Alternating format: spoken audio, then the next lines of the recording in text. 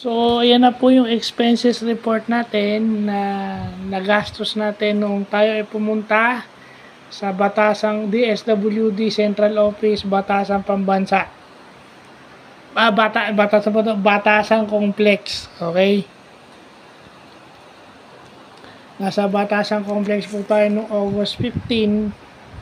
At ito na po yung nagastos natin. Ang atin pong oras doon is from 12 noon to 5 p.m. o kasi 5:30 na kami lumuwas doon sa Batasan, so hanggang 5 p.m. kasi yung additional 30 minutes nag-aantay po tayo ng mga pasahero, so sila na lang inaantay natin kasi may naligaw. So yun, yung mga nagastos natin is inabot natin hanggang August 16 kasi bumili ako nitong intermediate pad na sinusulatan ko at pinaloadan ko yung aking cellphone ulit dahil tawag ako ng tawag ng August 15, so kailangan ko magdagdag ng load August 16.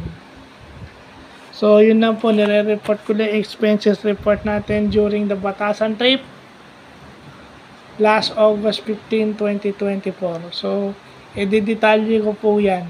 So, yun lang po.